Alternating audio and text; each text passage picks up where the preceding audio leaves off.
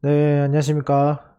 늦은 시간에 제가 간단히 좀 갑자기 생각이 나서 영상을 좀 올리도록 하겠습니다. 이거는 제가 이번 주 내에 가장 좀 이슈가 나왔던 것 중에 하나가 김씨가 다시 살았다는 거 하나와 미중 무역 전쟁이 다시 시작될 수 있다라는 그런 뉴스들이 많이 돌았습니다. 그런데 여기에 대해서 제가 좀 누워서 곰곰이 생각을 해보다가 소설을 한번 써보면 어떨까 해서 이 영상을 올립니다. 이 미중 무역 전쟁에 대한 저의 의견을 이제 말씀을 드리는데, 어, 50%는 소설이고요. 50%는 어떻게 보면 근거가 있는 얘기입니다. 결론적으로 좀 이렇게 먼저 말씀을 들어보도록 하겠습니다. 제 생각에는 미국 무역 전쟁에 대한 의견은, 어, 해피,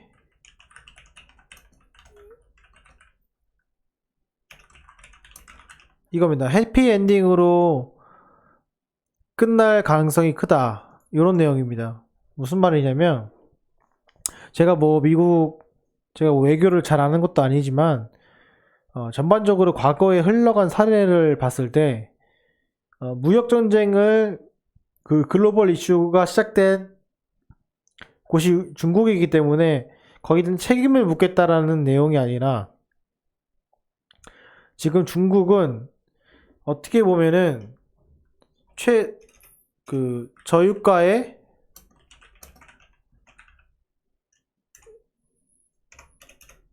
최대 수혜 국가입니다.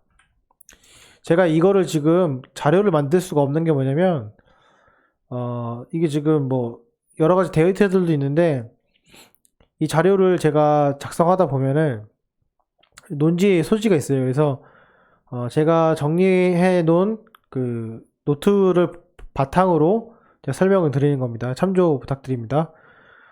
저유가의 최대 수익 국가입니다. 그래서 중국은 지금 원유를 축적하고 있어요. 근데 이 원유 축적의 의미가 무슨 말이냐면, 제가 통계 내용을 좀 보니까 이렇습니다. 2018년도에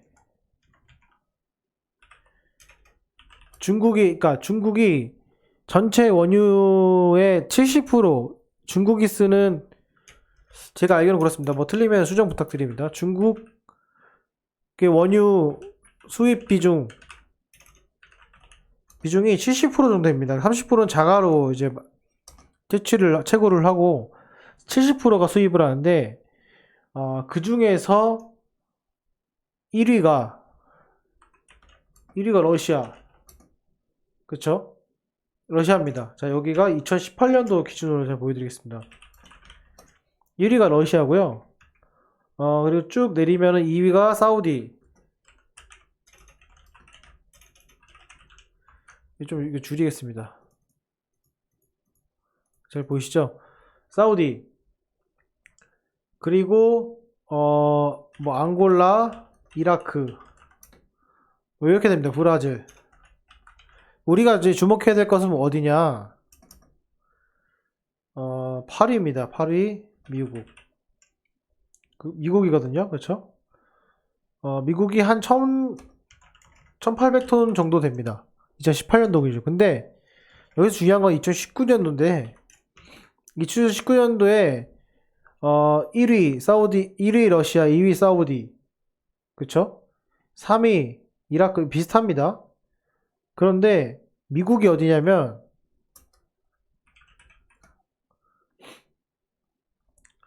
미국이 지금 14위입니다. 그쵸? 이게 한 800톤, 1000톤을 안 사왔어요. 근데 전 세계의 그 유가의 어떻게 보면 가장 큰 소비자라고 하면 중국이죠. 이 중국이 2019년도에 이게 2019년도 5월 정도 될 겁니다. 5월. 5월 기준으로 미국이 14위 800톤이죠.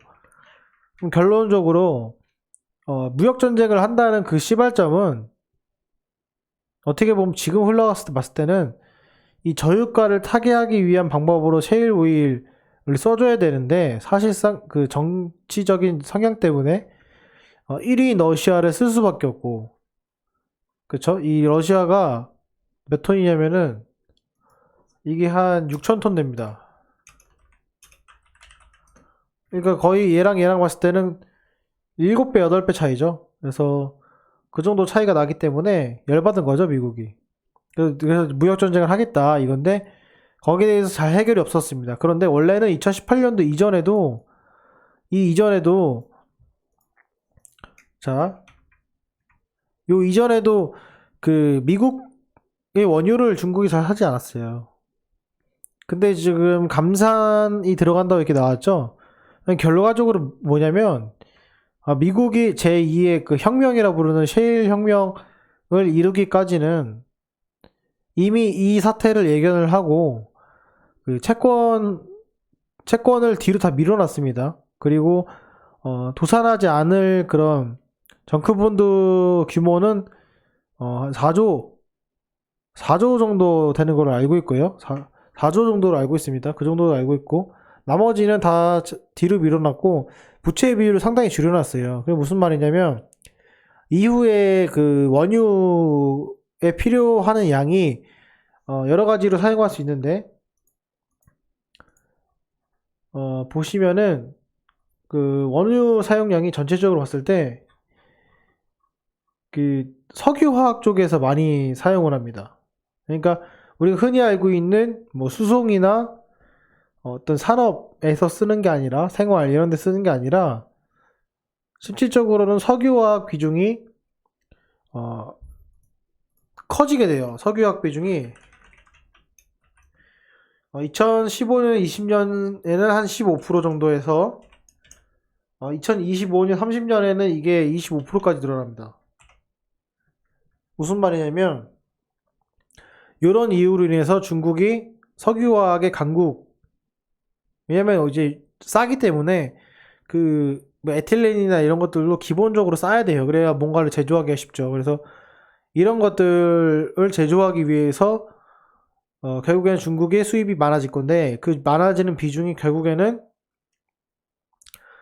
미국이 아니라 러시아나 사우디 쪽으로 몰리기 때문에 미국이 열받았다고 저는 생각을 해요. 그래서 이번 그 미중 무역 전쟁이라는 실마리를 제공을 해서 미국의 증산하는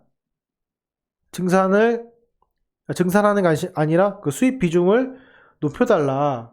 저는 그렇게 좀 마무리가 되지 않을까 합니다. 그러면 두 가지입니다. 중국은 어차피 싸게 사는데 이미 캐파를 늘려나가고 있는 추세고, 미국은 남아도는 오일을 다시 공급을 하면서 유가가 올라가면서 셰일 기업들이 다시 도산하지 않고 이렇게 선순환하는 그런 구조로 가지 않을까 싶습니다. 왜냐면 중국의 원유 정제 용량이 있어요. 이게 뭐냐면은 원유를 갖다가 이제 증류탑을 세워가지고 증류를 하거든요. 그래서 밑에 납사 같은 걸 남겨놓고 가솔린, 경유, 등유 이렇게 뽑아내는 건데 그 밑에 있는 찌꺼기나 이런 것들로 다시 석유화학의 쌀을 만듭니다. 보통 그 원유를 가지고 그 원유의 정제 기술의 정제 캐파가 7이라고 치면은 이게 2025년도에는 몇 가지 늘어나냐면 이게 25까지 늘어납니다. 그러니까 7, 4 거의 한 약 4배죠. 3.5배. 그러니까 그만큼의 캐파가 더 필요할 거고 그만큼 원유가 필요하다. 즉 지금 저유가 시대에서 원유를 모으고 있는 중국은 가장 큰 나중에 수혜가 될 것이고 그 수혜를 받기 위해서는 최대 수출국이라 할 수 있는 미국에다가 이제 팔기도 해야 되는데 사실은 이 중국의 수출을 하기 위한 메인 업체는 미국보다는 한국이나 일본 그리고 뭐 베트남, 동남아시아권의 그 석유화학을 만들어서 새로운 걸 만드는 스페셜 케미칼에 해당되는 원료이기 때문에 사실상 미국에다 파는 거는 그렇게 많지는 않을 거예요. 엄청 많지는 않을 거예요. 그래서 미국과의 그런 관계가 사실상은 중국이 엄청난 큰 소비자이기 때문에 미국이 뭐 좀 보수적으로 접근할 수 있다. 그런데 둘 다 이제 윈윈하기 위해서는, 그쵸? 이게 윈윈하기 위해서는 앞으로 5G 장비나 기타 이제 4차 산업에 대한 장비들, 그리고 배터리 같은 게 제조업이 다 중국에 있죠. 그러니까 이거를 미국에다 수출하지 못하면은 상당히 손실이 크다. 그러면 우리가 이제 어떻게 해야 되냐? 중국도 미국의 원유를 수입을 해야 된다. 크게. 제가 생각할 때의 적정한 수준의 값은 지금 보면은 2018년도 이상은 가야 될 거라 생각을 합니다. 왜냐면 2016년, 17년부터 그 미국의 셰일 오일이 그 수율이 증가하면서 기하급수적으로 생산량이 늘어났거든요. 그때가 한 8위 정도입니다. 이게 2,000톤. 그죠? 연간 한 2,000톤, 예, 2,000톤 정도 됩니다. 2,000톤이 죄송합니다. 2,000톤이 아니라 200만 톤. 죄송합니다. 200만 톤. 제가 이거 죄송합니다. 제가 이거 공세개를 빼먹었습니다. 네, 이거 제가 공세개를 빼먹었습니다. 그래서 이렇게 되겠죠?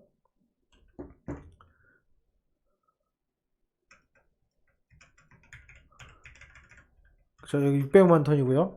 이렇게 됩니다. 나머지 계산하시면 되고. 그래서 지금 제 생각에는 한 200만 톤 이상은 해야 되지 않을까. 이렇게 싶습니다. 그래서, 어떻게 보면은 그 시점, 극에 달하는 그 시점, 그게 제가 생각할 때는, 포인트가 아닐까 싶고, 또 하나는 지금 현재 그 관세를 부과한다고 했을 때, 2차 배터리도 그렇고, 2차 전지도 그렇고 거기에 해당하는 전해액이나 이런 것들이 대부분 석유화학에 기반한 합성품인 그 스페셜 케미칼에 해당되는 제품들이거든요. 그러면 이미 원유의 단가가 지금 엄청 낮아졌기 때문에 중국은 엄청난 큰 타격은 아니에요. 그렇죠? 그렇기 때문에 결국에는 손을 내미는 건, 그러면 너네는 우리의 미국 그 셰일 오일을 받아라, 이겁니다. 그래서 그런 시스템으로 흘러가지 않을까 싶고, 거기에 대한 극은 관세를 최대한 부과한다는 그런 어떤 시스템이고, 9월 달에 다가와서 이제 재선이 있기 때문에, 미국 대통령의 재선이 있기 때문에 그쯤으로 돌아서는 9월 이전, 그러니까 얼마 남지 않았죠. 그래서 그 지금 5월 3일과 9월 이전의 그 사이 공백에서 가장 큰 매수의 찬스가 있지 않을까 이렇게 싶고, 결과적으로는 미국도 오일에 대한 해결을 하고 중국도 그 오일에 대한 걸 가지고 석유화학 제조의 산업을 다시 일으킬 수 있지 않을까, 이렇게 저는 생각을 합니다. 그래서 이런 전반적인 내용을 봤을 때 이렇고요. 요거는 제가 말씀드리는 거에 어떻게 보면은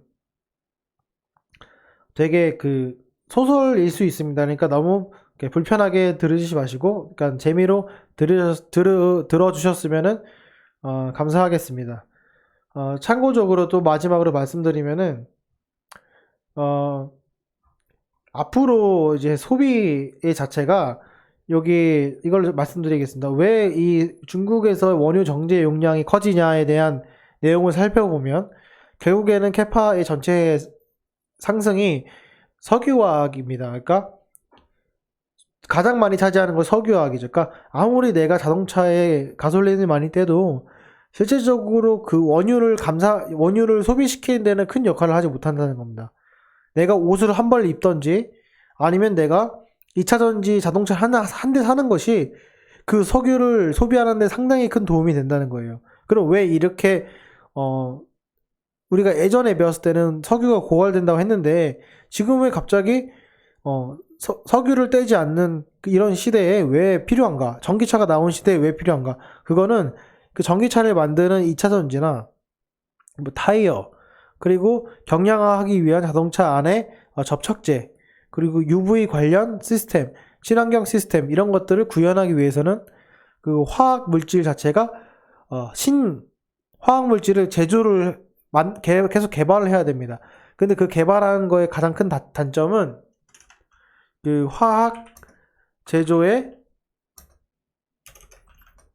그 수율과 전환율입니다.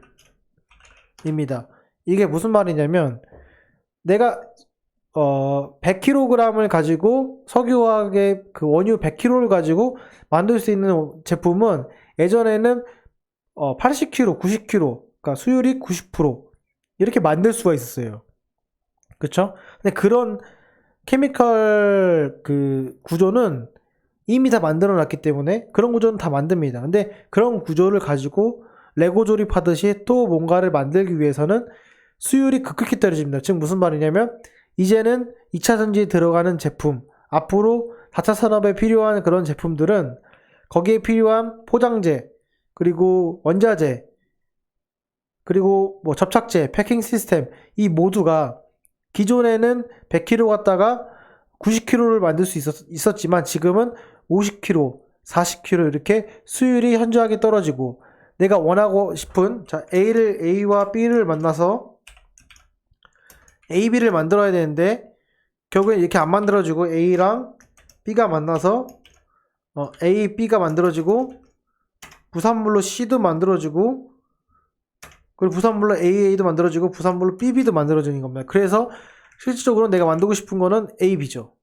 근데 보통 이렇게 만들어지는 요거를 이 위쪽으로 만드는 것이 기술력이었어요. 근데 이런 기술력은 이미 A, B를 만드는 데는 보통 특허 문헌들을 보게 되면 1970년대에서 1990년대 특허가 만료된 그런 케미컬들이 많았습니다. 근데 이제 앞으로 필요한 케미컬들은 A와 B를 만나면 AA, BB 이런 걸 만들고 싶어 해요. 근데 우리는 AB를 만들어 봤지 AA, BB를 만들어 보지는 못했거든요.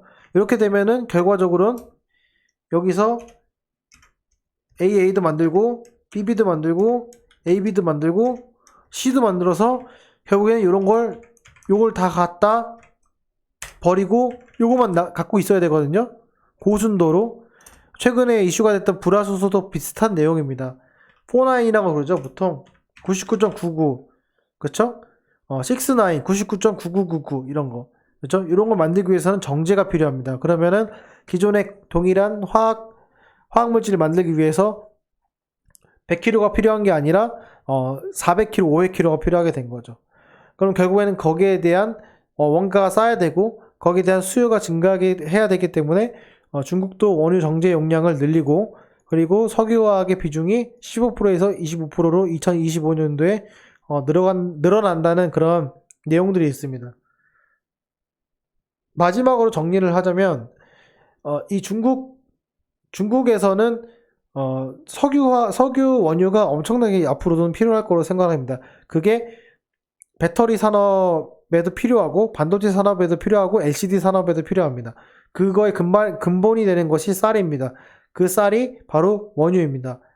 근데 이 중국이 최근에도 이런 글로벌 이슈에도 불구하고 저가의 원유를 저장을 계속 축적하고 있습니다. 그런데 그 축적하는 대부분이 러시아와 사우디, 앙골라, 이라크, 브라질 이 순입니다.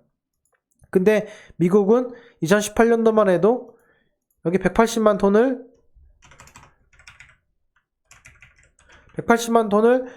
사서 수입을 했었지만 지금은 이에 절반도 못 미치는 80만 ton을 수입해서 쓰기 때문에 미국이 화딱지가 난 거죠. 왜냐면 수율은 이미 증가했는데 덜 쓰기 때문에.